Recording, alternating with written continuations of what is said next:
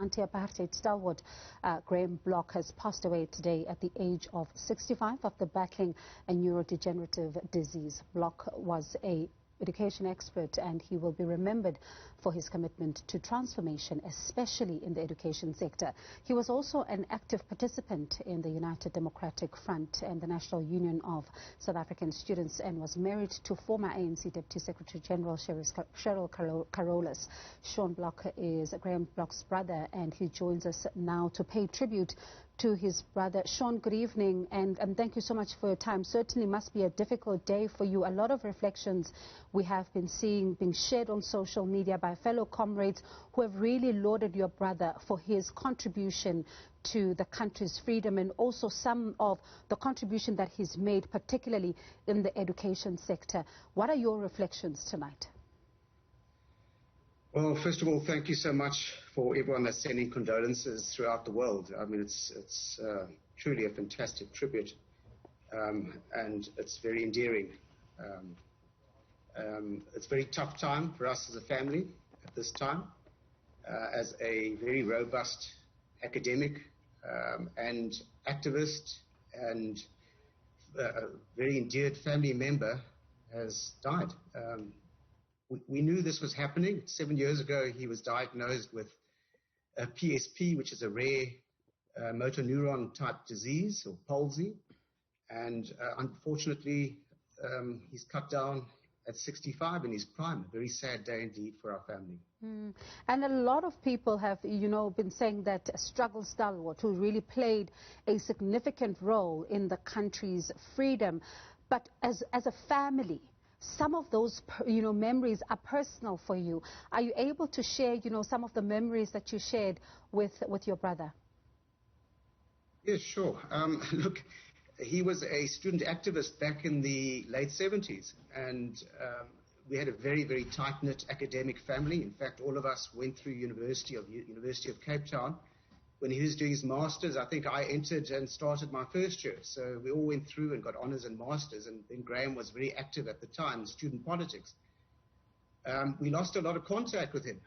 He kept contact through a lot of the struggle veterans, and a lot of them would probably be better equipped to comment on the associations he had. He came to visit us from time to time when he was on the run. He gave... he had meetings. My mother was also heavily involved in activity at the time, activist activity. And we'd meet and have a lot of meetings at our house, which I'd bump into and see a lot of very prominent, what are prominent politicians today, were around that table having meetings, planning to head towards a democratic, peaceful South Africa at the time.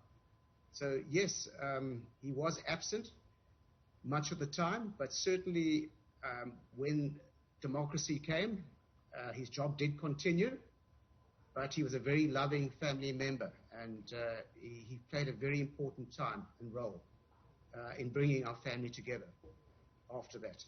And how is his wife doing? Well, Cheryl has been by his side and was there till his last breath this morning early. So we all know Cheryl as a pillar of strength and a rock, and someone who has no fear at all of speaking, in public speaking or otherwise, and certainly on television. At the moment, she shied away. This is a big personal tragedy. She loved Graeme dearly. They went through the struggle personally together. Graeme was almost shadowed by Cheryl, but she, at the moment, is just wanting peace and quiet and solitude to come to terms with this great loss and personal loss to her. And, the ANC statement a little earlier on says his death marks the end of a revolutionary life that was dedicated to the freedom of the people of South Africa.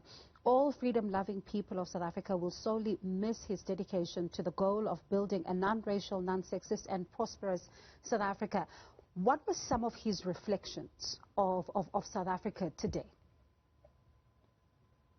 Look, Graeme we certainly support him in it, and he's a strong activist in terms of anti-corruption stance.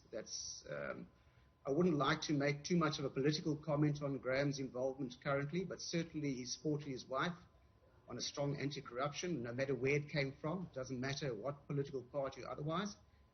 I know Graeme and Cheryl were very involved in trying to build South Africa into a unified democratic South Africa, and Graeme, particularly in reflection, carried on doing this beyond the new South Africa. He very much wanted to leave a legacy to show that it's not just people in the struggle who were black or colored or Indian or whatever, but he was a white South African, a normal South African who was very bold and took a step that very few people from inverted commas, what they call privileged backgrounds, were prepared to take, to sacrifice. So his whole life was a struggle, including his fighting of this disease. So, again, I wouldn't like to comment too much on reflection politically, but certainly from a family point of view, he was someone that took a step beyond our activist family and is a hero in our view. And Sean, before I let you go, I know that, of course, it's still a bit too soon, but have there been any funeral arrangements that have been made? Yeah, the Dean of St. George's Cathedral has very kindly allowed us to use St. George's Cathedral. It looks like they set up in terms of broadcasting this live throughout. We're meeting tonight at my home right here, and we're going to be discussing that with friends and family. And as soon as we know that and we've made decisions, we've obviously got to incorporate the family that are overseas. We'll certainly be making public statements probably within the next day or so. All right, Sean, our condolences to you and the family once again. Thank you so much for your time tonight. That's Sean Bloch, who is, of course, the brother to Graeme Bloch, who passed away this morning at the age of 65. Let's go